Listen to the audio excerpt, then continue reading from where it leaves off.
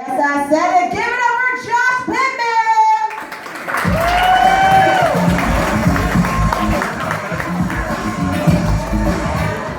How y'all doing out there tonight? I smoke too damn much, man. I feel sober because I ain't drinking and smoking today and shit. But then again, I feel high. It's kind of crazy. But Katie, this is only your second show? Yeah. Me and you did our first show together at Shakespeare. Yeah! Good shit. Good to see you back out here, man. Y'all give it up for her one more time. I'm glad to see you all here, man. But yeah, I've been going through a lot of changes in my life lately. Like, that's why I'm coming out here looking like, you know, Allstate hired the cavemen instead of Geico and shit. But, you know, I've been doing a lot of reflecting on my life. You know, I got a baby on the way, so, you know, it tends to do that shit. And I started looking at, you know, my family history and shit, which is so fucked up. Like, it goes back so far. But my great-grandfather, this motherfucker was in the KKK. Now, I know I don't look like the type of motherfucker to say that, but I realized karma leads to your great-grandson having dreads up on the stage saying nigga. And the fucked up part about it is, like, my great-grandfather, you know, he had a daughter, and I don't know, I guess that's when karma started because my grandma ended up being a lesbian. Shouts out to the lesbians, you know. I got much love for y'all. I was raised by one. She taught me how to build houses and shit, you know what I'm saying? She my grandfather knew, but the most fucked up part about it was my grandma, you know, she had my mother who is half black. Now, I don't understand how you can be a lesbian your whole damn life and then somehow you have a half black child in 1970. That means that your ass was doing 69 and 68 and you was like, fuck it, I'm gonna transfer over or some shit. Like, and the thing about it is I realized, you know, my mom had to have been consumed in 69 because, and I want to clarify, I do mean consumed, not conceived, and I will explain this because my grandma was a lesbian. Now, the way that I picture her getting pregnant was, like I said, I grew up with her. I'm 27 and she's been around me 27 years and 9 months, motherfucker. So I know my grandma ain't the type to take a dick.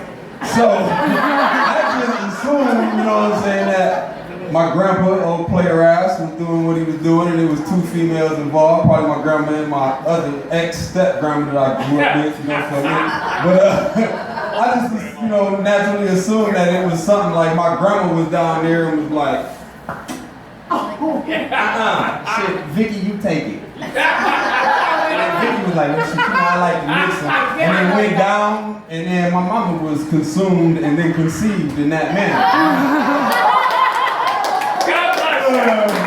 But like I said, knowing shit like that is how you might have came about. It's like, man, what the fuck am I doing here? And, you know, the more I start to look at it, I'm like, you know, nowadays I can't even watch TV without realizing I got two sides, you know, of my fucking family. One white, one black, and I'm mixed and bipolar. Like, this shit hard. But I was watching the motherfucking news, you know, back when that whole Orlando shooting happened, they shot up the gay club and shit, and my mom act like I was supposed to be all upset and shit. And I was like, man, that shit helped me, because I got kids. And, you know, when this shit was on the TV, my kids kept coming out. They like, Dad, what's going on? What's going on? And I see the numbers, there's 53 people died and 49 injured. I'm like, look, take a little badass to bed, motherfucker. It's 7:30, we got school tomorrow. So as I kept watching it and shit, you know, the lady keep talking bullshit, and my kids come out again, it's about 8 o'clock. I'm like, look, motherfucker, go to bed, you got school tomorrow and shit. So they're like, all right, Dad, well, we just want to know what's going on. 9 o'clock come around and shit, these motherfuckers come back out their room. They're like, Dad, all of those people are dead, and what's going on? And, you know, I had just got an update and found out that the dude that shot up the club was secretly gay and shit, but didn't want nobody to know. That's why he did it. That's at least what they said. But, so my kids come back out about 9:30. Dad, what the fuck happened? I was like, look, you tired as a bitch cussing to me, motherfucker. You better take that out of bed. Well, we just want to know what's going on. I said, look, son, look at this. You see all this shit that's going on TV? That's what happens when a boogeyman comes out the closet. Take them motherfucking ass. Alright, what was my first one? Your first prompt is Nintendo. Oh, yeah. Fuck yeah, that's what I'm talking about. Hey, real shit, you know what my knock is? If y'all ever hear this knock at your door, it's me and it's safe. I'm a nice nigga. But this is my knock, real shit. They used to call me out that shit. I swear to you, I called up to my grandma time I had broke up and she got on my motherfucking nerve, and I was some dumbass stalking shit, I did that motherfucking knock. I show up at the door. I ran away. I ain't even stay. She got my motherfucking phone. You play too goddamn much. You know I got somebody. See, that's Nintendo for that ass. So, next improv, please. Your next prompt is hot topic. That's what I say. Don't worry, motherfuckers. Another hot topic, you know? This shirt don't really fit because I left it in the dryer overnight and my shit was stuck. You know what I'm saying? Like, I had a dryer, but this used to be a 3X, you know what I'm saying? Like, this bitch back my party, you know what I'm saying? Now I'm about to pass it out to my son. He keep trying to steal it, but I put it in the closet. He don't go back and look at it. Next one, please. Your last prompt is going to the doctor.